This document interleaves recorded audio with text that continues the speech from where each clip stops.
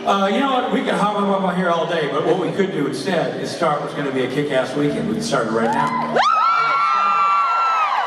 By bringing on one of our personal favorites, not just because he's awesome, but because he's talented, giving, kind, and sexy as hell. Ladies and gentlemen, you're welcome, Rachel Minor!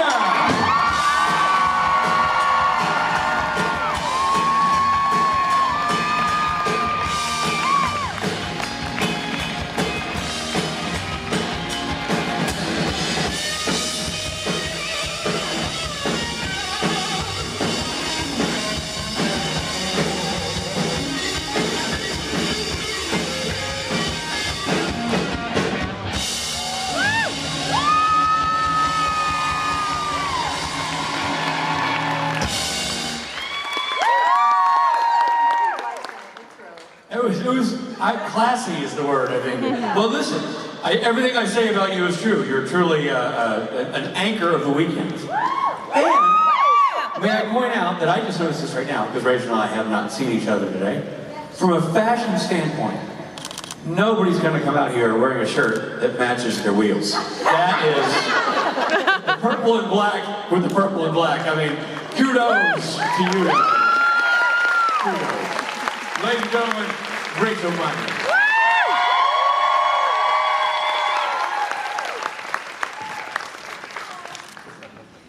I'm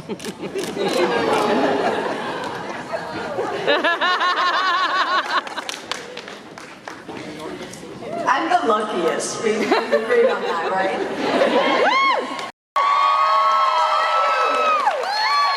This is an amazing group. I can't see your faces, but I can see a lot of people. And I know that I know you and love you because we are a family. I love you and I love being here, and it's such a happy place to come. I had one of those nights and mornings that were things like electricity wasn't working and flights were delayed and whatever, and I was like, I don't care because I'm coming to my family.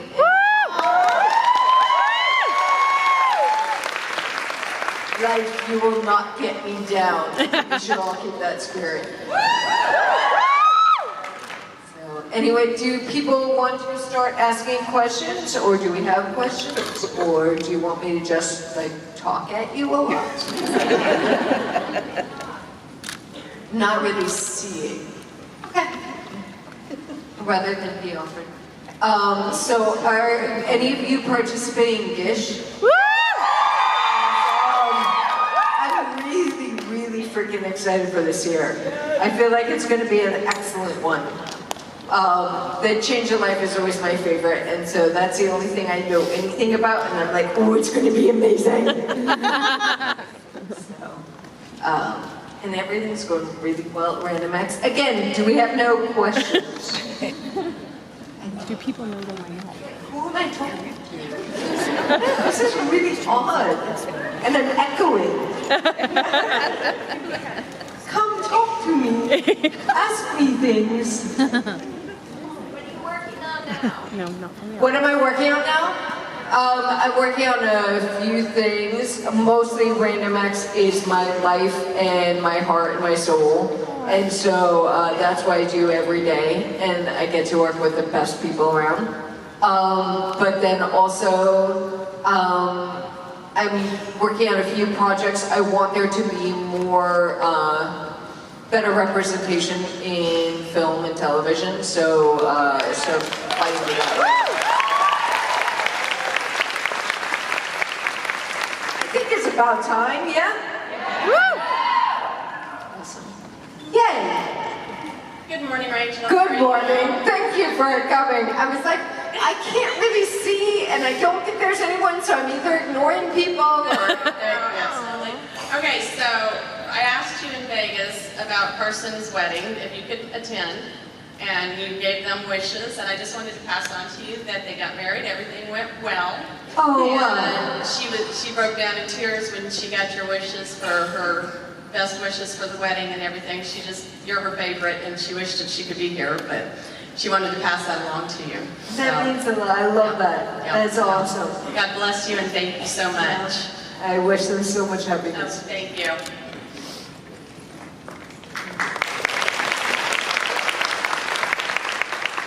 See, this is the best thing, and I hope that no one is sad and feeling like because season 15 is going to be the last season that we're going to lose this, because we won't.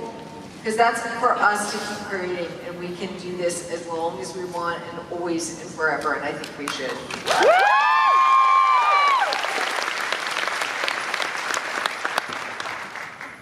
Hi. So I was just wondering how you guys found Klaus to help out during Gish, because that's just mind-blowingly incredible. That was, I think, Giles Dooley find. He is one of my favorite humans, and I trust him implicitly, and he helps to point us toward areas and things where our help could be really useful, and we have a really, I think all of us have a similar need not only to make the world better, but to find those people who maybe fell through cracks in systems and aren't getting looked after and maybe, or being overlooked. And he's really good at that. I'm just excited to be any part of helping to highlight those things, tell those stories, and make a difference. And thank you all, because you're the ones doing the work. So let's do this. That's exciting. Thank you for asking that question. Hello, darling. Hello. I'm certain I know the answer to this, but I'd kick myself if I didn't ask. Please. I've got one spot left on Team Tiny Cast for Gish. So I'm not allowed to play Gish, fully play, because of my association with Random Acts. In case anyone thinks that, because I know Misha and stuff, I have an insider advantage. So what we do is we put together a Random Acts team every year, and I pay for us to all be able to join, but we actually can't win. So I am a no fun, not available player. But we still have lots of, that way we can still play and support and have a good time. That's beautiful and tragic, but at least Thank you. Thank you. I am honored, and good luck. By the way, am I echoing strangely to all of you? Yes. Okay, cool. I wanted to make sure I sounded kind of like the weird voice of God. Hi, Rachel. Hey. First of all, I wanted to thank you for just being so strong and positive despite what you have to fight through every day. I have a friend named Ryan who struggles with fibromyalgia, and just knowing that you're such a strong, capable person is so motivating for her. So thank you. That means so much. Thank you. Yeah. I wish her lots of love, but also I want to make very clear something. It's hard work. It is really hard work to try to find the good, to keep fighting for it, to keep up that that energy, to keep finding the positives and all that. It's worth it. It is so worth it. But I don't want anyone to mistakenly think that somehow I was born with a better attitude or something like that. No. We get to choose, and we get to fight for who we want to be and what life we want to live.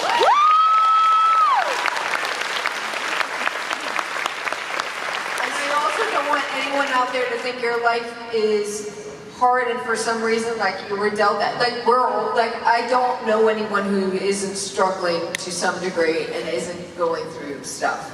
And we all have a heck of a lot, and it's really, and I think we need to be able to talk honestly about that with each other too, even as we're fighting to find the good. So I just wanted to make that point. I love you all very much. Hi, my name is Hannah. This is my first convention. Hey, welcome! Thank you. I just wanted to know what your favorite memory was from working on the show. Okay, so this is a hard one because I don't have one that stands out because of the sheer number. Because to me, my favorite part of my memory of the whole show was the daily little things, was the fact that when you're around really good people who really care and try to make all the small moments better, that's what, as a whole, that's what stands out. So that's what I felt in with this cast and this crew. I can tell you one moment that kind of to me represents all the other moments as well, is that when I was doing the pizza man scene with Cash,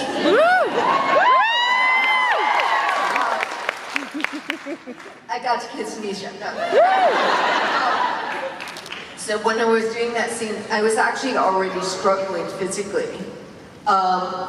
But I hadn't told anyone why, but they knew I was having trouble, like maybe with my back or whatever. And I was supposed to, originally, when I turn around, I was supposed to do that spin. And I was having, like, it was forward. And I wasn't making a big deal, but you could, I guess Misha clocked that it was hard for me to do. And so he just lifted me and moved me around, which looks awesome.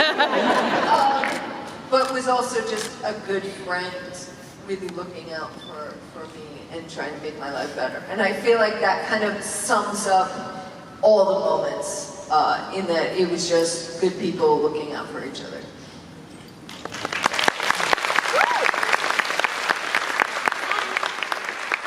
So we all know you have such a beautiful part in this fandom, like from your tweets and your inspiration, and I wonder how it felt to have a positive, like such a beautiful influence on this family.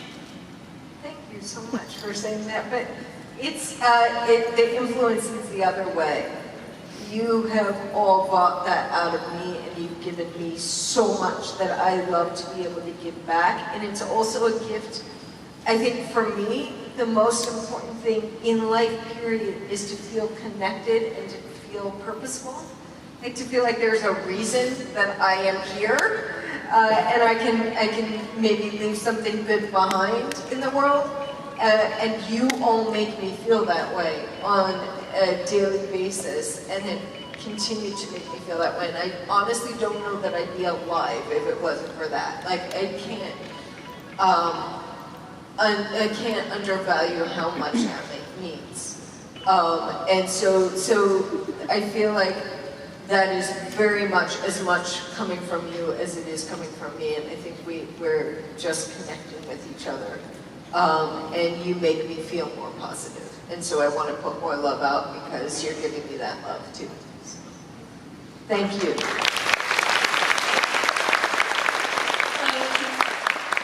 It's true. So I recently watched your movie Bully. Yeah, oh no, I'm sorry. It's an important story, but yeah, it's a rough one. There's a lot of me. I was expecting a little much from that director. Yeah. I saw kids when I was a kid and stuff. But I was wondering if you or any of the rest of the cast got to meet the actual real live characters that you played to help kind of direct you on how to play them. We did not, and we chose not to. I talked to some people who were like friends of theirs, and we talked to the police officers and things like that.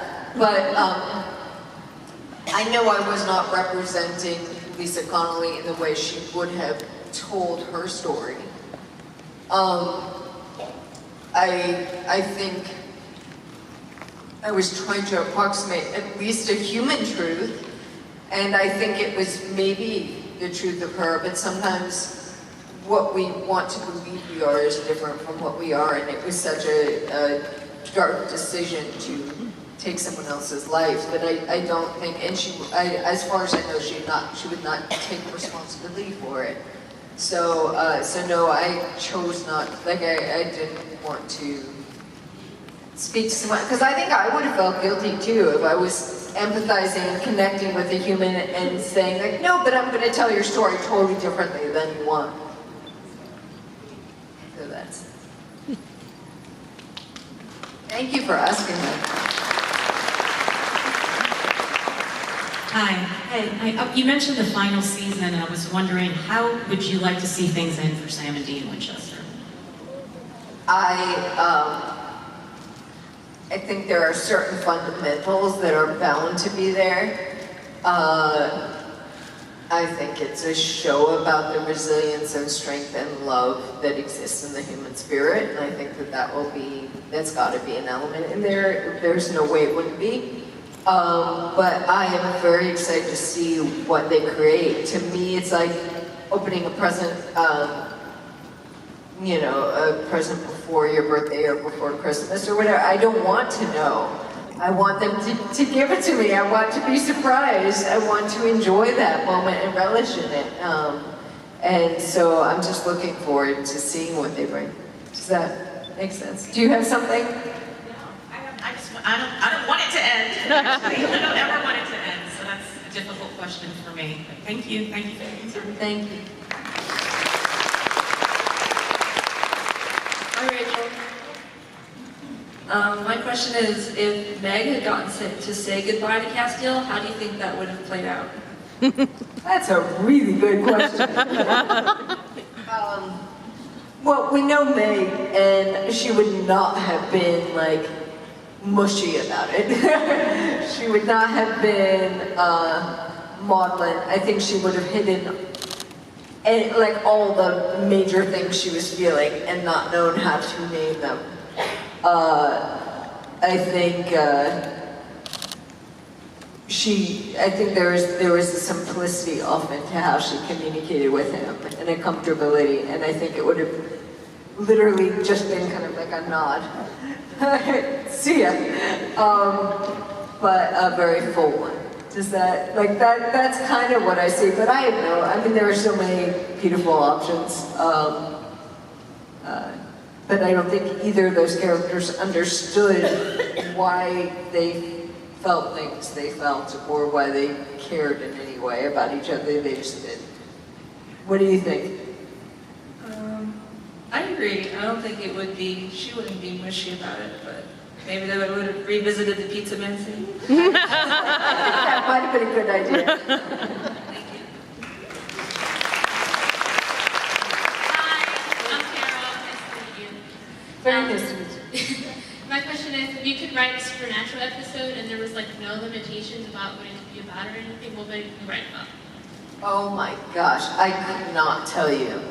My imagination would go so many places. I'm going to narrow it down for myself because otherwise, like, we could be here a long time and I could be talking about all the options of all the fantasy worlds and like, I don't know, like somehow they're in some elven kingdom which also has like Hogwarts in it. My imagination will just like spiral out. No, but in truth, so one of the things people have asked me before is like, what would I write if I was writing an episode with Meg and Cass?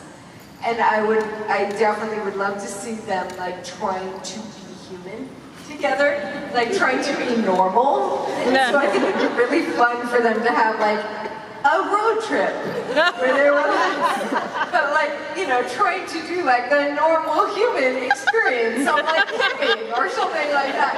Because I just think they'd be hilariously bad at all of that. And they would fight nonstop, but like in a really funny way. And they'd both be like amazed at how bad the other person was at it. So like, to me, that would be really a fun scenario to watch. But yeah, thank you. Do you have one? Do you have an ideal? I would probably want to see like all of them do like regular things, like going to like the laundromat, getting groceries. You know, you never really see that. Yeah. And it was only like one scene, like in one episode, and I think it was like season 2 or something. And they were at the laundromat. Like that was like the only time. So Yeah. I think want to see them do like regular, everyday things. So I think we're on the same page with Yeah. Because honestly, none of them would be very good at it. Like, it'd just be really interesting.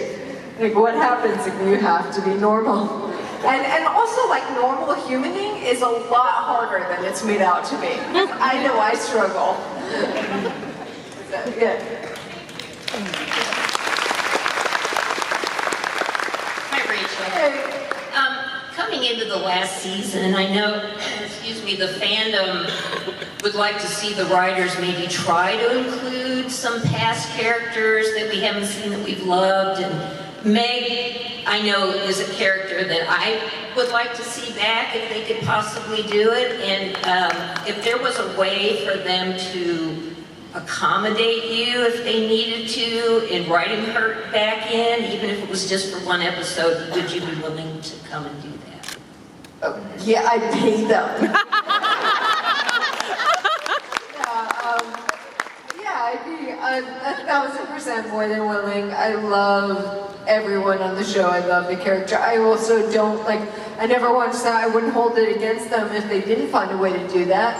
But I think it would be absolutely awesome on so many levels. I love Meg so much. I also think it is so important that we start seeing a diversity of experience, especially physically and stuff, and the ways that you can still exist and be with that. I think there's a very narrow view that we get of that. And I feel like Meg was one of those characters too. It'd be really awesome to see her, because I don't think she would be a victim in any way ever. So I think that would lend itself. But again, that's just me and my imagination. It doesn't have to exist. But thank you for asking it.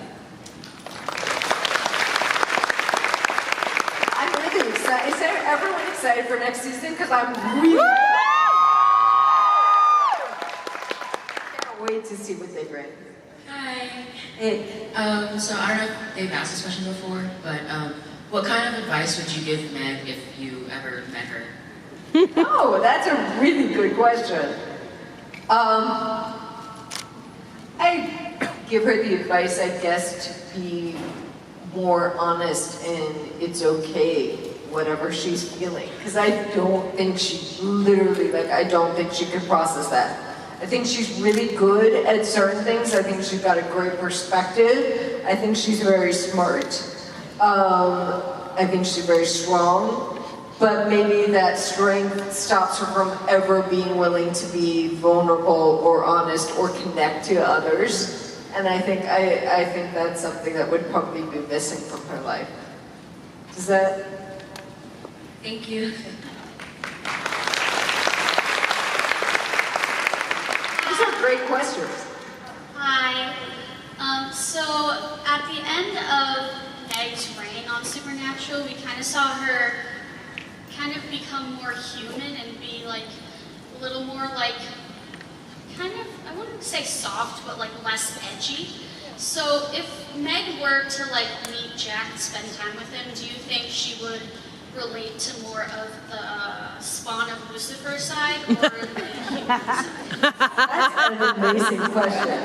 I would love to see those two together because I feel like maybe she could uncut. Does anyone else's heart break for Jack? Because it's so hard to watch and I just want to help. So I would love if Meg could do that. I don't know, I think where Meg landed, I think she would actually connect more to his softer side, so to speak. Because also, if you look at it, whatever denial she was in, she cared so much about Cass. So she would want that better part of Jack's existence and relationship and all. And I also think that she, in her many, many, many years on Earth, obviously she came to a point where she maybe saw the flaws in some of the thinking she had in the past, so maybe she could help guide him out of that. But I'm very curious. It'd be really interesting. And again, I don't know how much she would admit. I think if you made her ask, she would say she liked the Lucifer part of him, but then actually guide him toward the better part. Does that make sense? Thank you. Free to counter me on this? I'm just riffing and having ideas. Hi, Rachel. Hey. I'm a giant bookworm, so I'm always looking for new reading recommendations. Yes. So I was wondering if you had any suggestions. It's so funny because I was asked this at my meet and greet, and I have so much trouble with this question. Here's why. I am such a bookworm. I love so many books of so many genres, and like whatever, like give me a little, give me some way to narrow it down. Well, my professor says I need to be reading fiction this summer, so I like fantasy. What, not fantasy? No, I like fantasy. Oh, you like fantasy. So have you read Myths of Babylon? Yes. Okay, have you read... good. I'm thinking you might have read most of the book. Have you read all the Ursula Le Guin books? There's some really good, both fantasy and sci-fi. She was a really amazing writer, so I recommend looking her up. And historically, also from the direction that both fantasy and sci-fi took, she had a huge influence on it, so it's interesting. Fiction too, like, so, I've done some deep dives. I don't know what kind of things you like, but like I read there's something called the Great Courses, which is, I love, and you can get the cheap versions. Wait till they're on sale. But I've done like all the great books of various genres or throughout history or from various countries. So like all the Eastern novels and then all the Western, influenced novels and so forth. There's some really good lists in there at the very least to, again, I don't want to impose on you, but then you can find some area that sparks for you, and that's really fun. I don't know, that's what I recommend. I like historically also seeing how fiction, like to me, one of the interesting things with fiction is seeing how it rippled out and changed our society and the influences it had. So, again, you're asking a real bookworm, so it's hard for me to give a short answer. Thank you for that. And good luck, and I hope you find many, a wonderful, amazing book.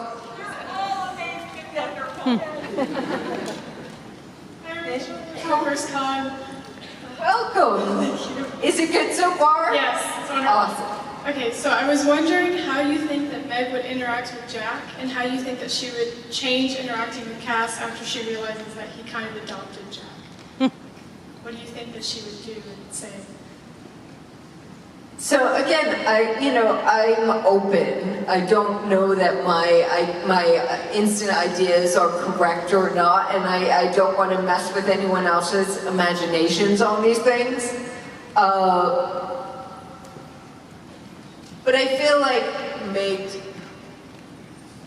feelings for Cass, like she genuinely just wanted him to be happy and stuff. So I think she would kind of feel that either like maternal or paternal, I don't know, like neither of them were particularly male or female, I don't know. But parental kind of instincts toward Jack as well because of the way that Cass felt. I think she would adopt that because when you care about another person, you want the things they care about to survive and flourish. Plus, I think she would have naturally the same kind of affinity that Cass did. So, that's my opinion. Do you have anything to add? No, I'd be really curious to see how she changes with Cass, because I feel like she would still kind of have that banter going on, but I would love to see her like pick it and like make fun of him a little bit for being like the dad. I'd love to see that. Oh, she would definitely do that. I don't think Meg would ever miss an opportunity to like poke at Cass and have fun. So yeah, no, I think on the outside too, she would just think the whole thing was ridiculous, absurd, and have lots of funny things to say about it. So, especially the fact that Jack looks so much like Cass.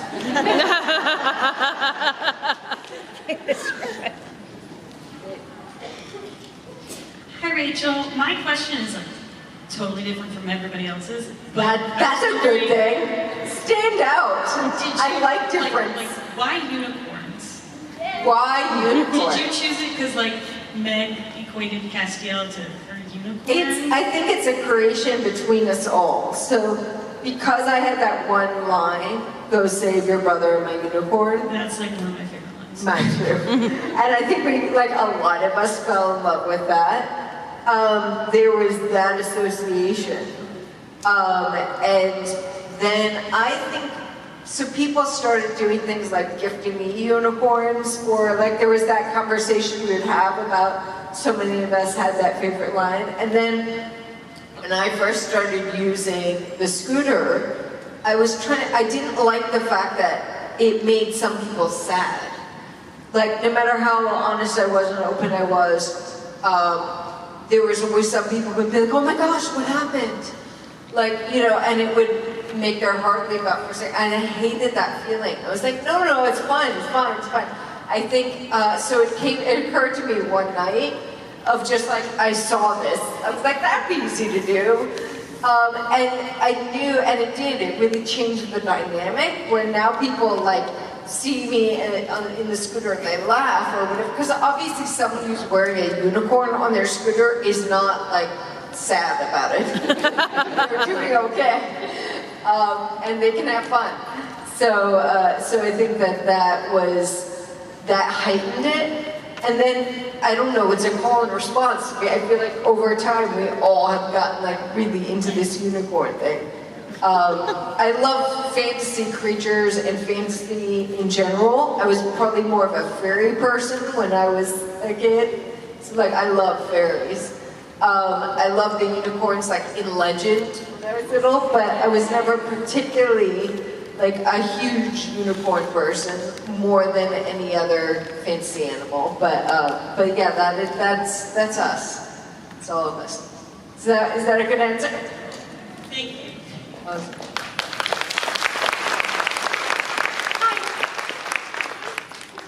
What are the top 3 things on your bucket list right now? Oh wow, that's a really good question. No, I feel really full because of getting to work with Random Acts and getting to come spend this time with you and all that. Like I feel like that ticks most of the things that would have been on my bucket list, because for me, connection and like feeling like I'm putting something positive out in the world and feeling like that might ripple out and make the world better, that's definitely there.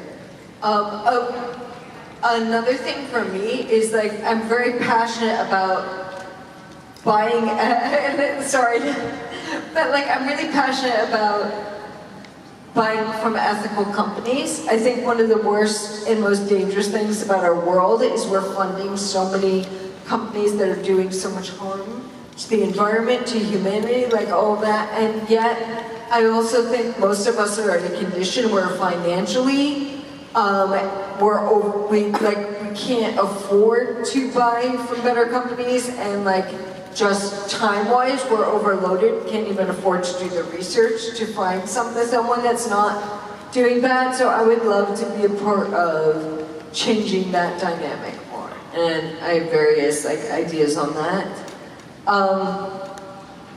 Other than that, I just want to spend time around and with people I love who love me.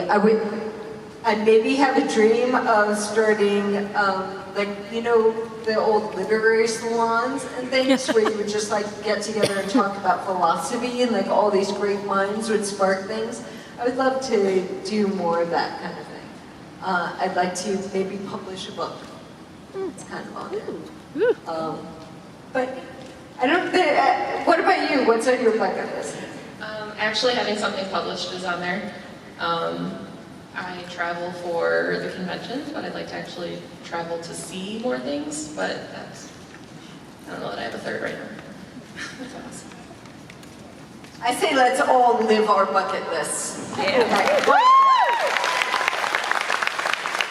That's what I try to do. I think the thing that ends up on my bucket list constantly, that I then constantly try to catch up with, is just things I wish I'd said to various people and things like that. Like, oh, I wish I'd actually just said that. And so I try to be good at constantly catching up with making sure I've really been honest with people or told them I love them or things like that. Because that, I don't want to leave the world without having said those things.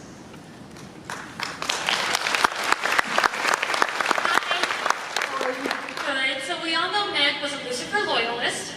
Yes. How would she have reacted to the fact when he took Jack's grace and finally betrayed the Winchesters and Castiel for the final time after he was doing or pretending to do so good for so long? And who would Meg have sided with? It's a really good question.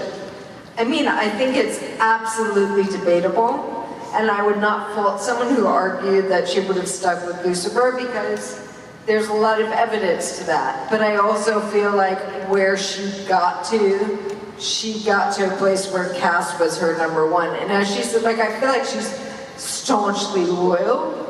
And as she said, you pick a cause and you stick with it, you get behind it. So I think that she would have actually chosen Cass and the Winchesters over Lucifer, and protected them against that if she could.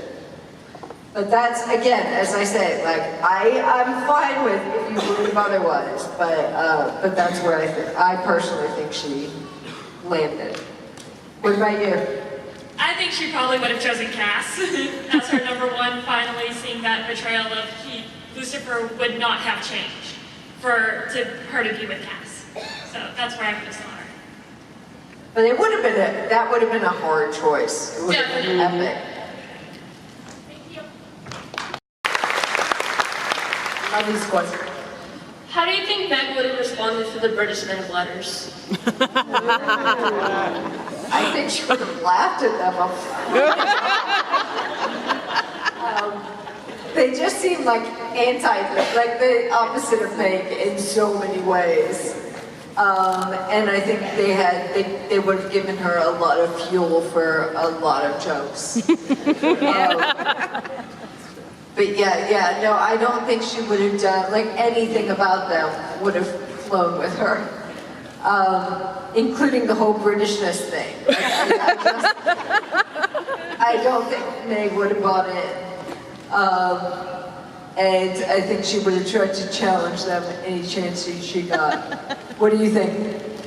I thought she would have just been really good with it. Just like, no, not today. Yeah. But the whole bureaucracy thing, like, that's very not Meg. So, yeah. Anyway. Would be funny. Yeah. Hi. My question is kind of along the lines of, so I love how the show explores the grayness of things. Me too. And how something might seem black and white, like at first Meg is really, like, obviously bad or evil, whatever. And then, you know, as I feel like there's more of a journey with your representation of Meg. Do you think where she was at when her time ended, do you think that she would have wanted... I love that you got all respectful about that. Well, I love Crowley, but I'm like, why did you kill me? Do you think she would have wanted to be cured? Like, cured of her demonness? Yeah, like, you know, like the boys almost cured Crowley. I mean, because it's like... It's, again, a really interesting question. Because I think what she wanted versus what she would say she wanted, what she was willing to commit to, were two different things.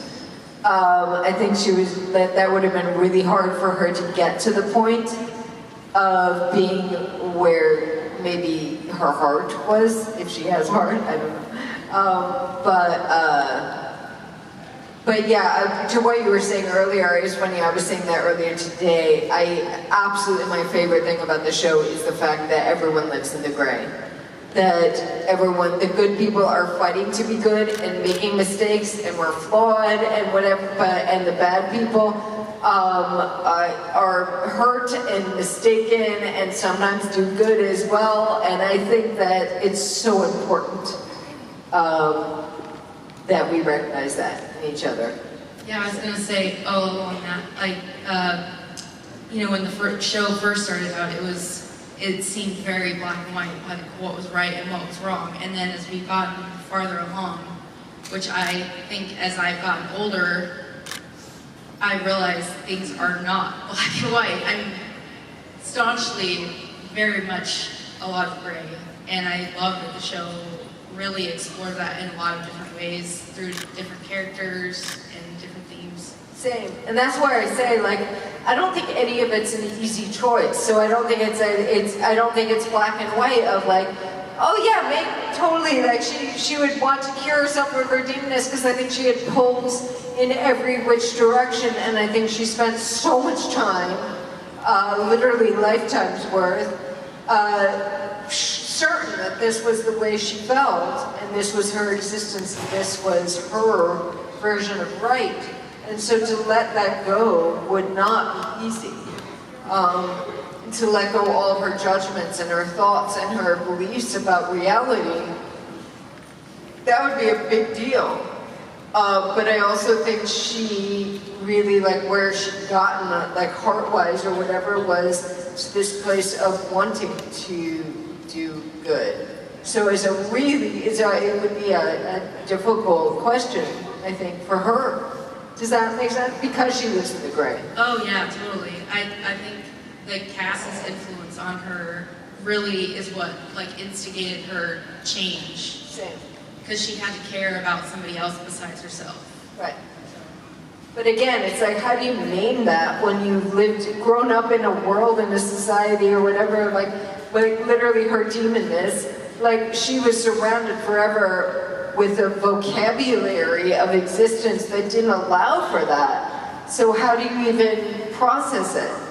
And I think that is true of so many of us in life. We're having to learn how to process things that are outside our realm of what we believed in, like our black and white existence of childhood or whatever was, was truth. So, so it's a constant learning experience and expansion. So, not to get all philosophical, but I feel like that was a very philosophical question.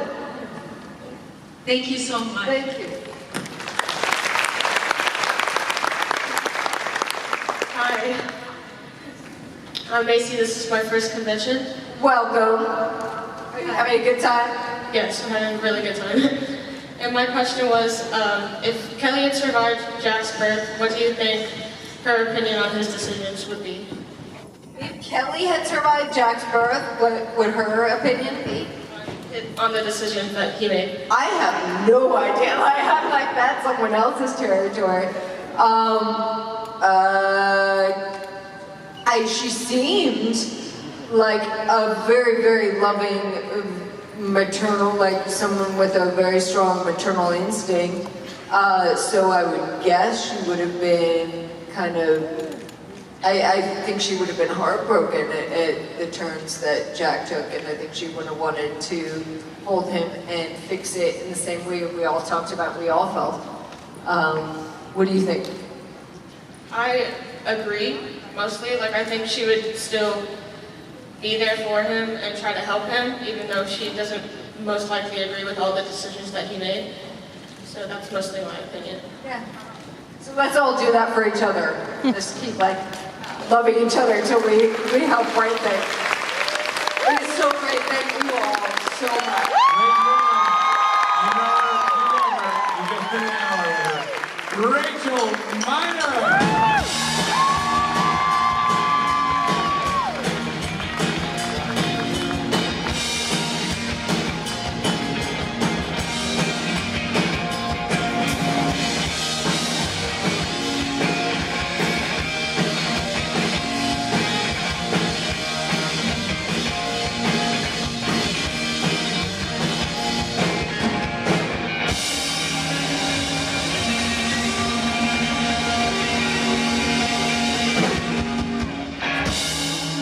Okay.